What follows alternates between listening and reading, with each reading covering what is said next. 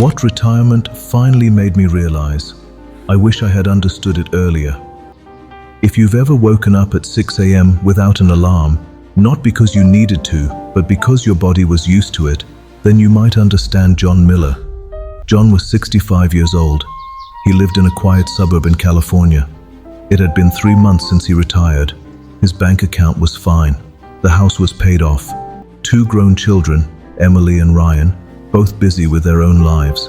On the surface, everything looked perfect. But that morning felt different. John stood in the kitchen, making his coffee. He looked out the window. Across the street, a small boy was learning to ride a bicycle with his dad. The boy fell again and again. Each time, the father helped him up, brushed the dust off, smiled, and gave him another push. John's hand trembled slightly. He couldn't remember when he had taught Ryan to ride a bike. He really couldn't remember, and that's where the story truly began. For 30 years, John had worked as the operations head at a logistics company. Discipline was his identity. Time, to him, was money. Life ran in calendar blocks. His favorite line was, "I'm doing all this for my family." And it was true. He worked hard, extra shifts, weekend meetings, business trips. Promotions came, his salary kept rising, but his presence at home kept shrinking. He watched Emily's school play on his phone, not live. He checked Ryan's baseball scores through emails. Anniversary dinners were often rescheduled. His wife Laura understood at first. Then she stopped speaking about it. One night Laura asked him directly, "John, when you retire, what will you do?" John laughed. "We'll travel. We'll enjoy life. We'll make up for everything." Laura just said, John never took that seriously. Then retirement day arrived.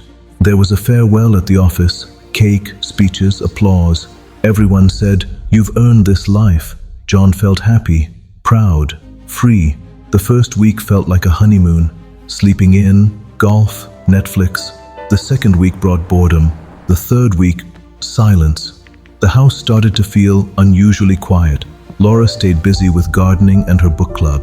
Emily was in New York. Calls were short. Ryan was buried in his job in Texas. One day, John called Ryan.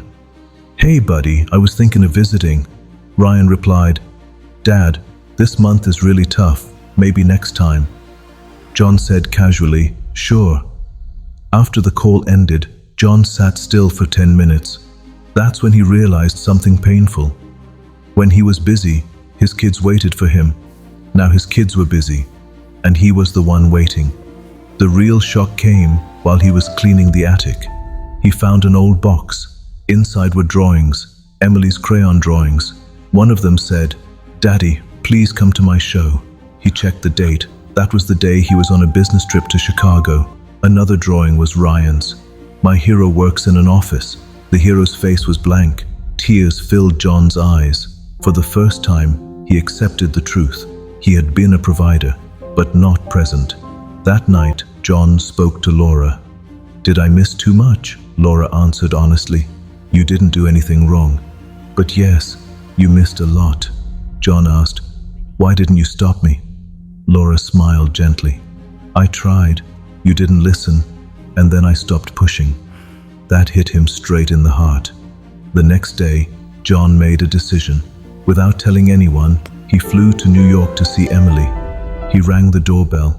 Emily opened the door, surprise, then a hug. At dinner, John felt awkward. Then he said it directly. "I'm sorry I wasn't around enough." Emily stayed quiet. Then she said, "Dad, I understood. But yes, sometimes it hurt." John lowered his head. Emily held his hand. "But you're here now. That matters." That night, walking back to his hotel, John felt lighter. 30 years of weight had eased, just a little. Then he went to see Ryan. Ryan wasn't very expressive. But when John apologized, Ryan said only one thing. "I always wanted you in the stands, Dad." That line echoed in John's mind. Over the next few months, John changed his life. He started volunteering at a local community center. He coached kids in baseball. He attended weekly coffee meetups with a senior group. For the first time, he gave people his time without expecting anything in return. And strangely enough, he was happier. One day he told Laura, "I used to think success meant money." Laura asked, And now, John said, now I think success means how many people have time for you. Laura's eyes filled with tears. Between 65 and 70, John lived the life he had always postponed. Family trips, his granddaughter's school events, Sunday dinners, random drives with no agenda. One day, sitting on a park bench, he noticed a young dad working on a laptop while his son played alone on the slide. John walked over and said gently, "Work never really ends. Childhood ends quickly." The dad listened casually at first, then he closed the laptop. John smiled. At John's 70th birthday, Emily gave a speech. "Dad gave us time late, but he gave us real time." Everyone laughed. As John blew out the candles, he made just one wish. "I wish I had understood all this 20 years earlier." The truth of life turned out to be simple. Money matters, career matters, but the people who say your name with love, they matter the most. Retirement didn't free John, it showed him the truth. If you're listening to this story and you're still busy, still chasing, still running the race, ask yourself one question. The people you're working for, are you also spending time with them? Retirement will come tomorrow, but childhood, relationships, and health, they don't wait.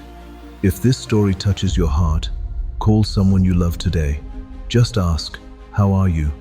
Sometimes a small thing is what saves a lifetime of regret. And yes, if you want more real stories that make life a little clearer, come back again, because stories aren't meant just to be heard, they're meant to be lived.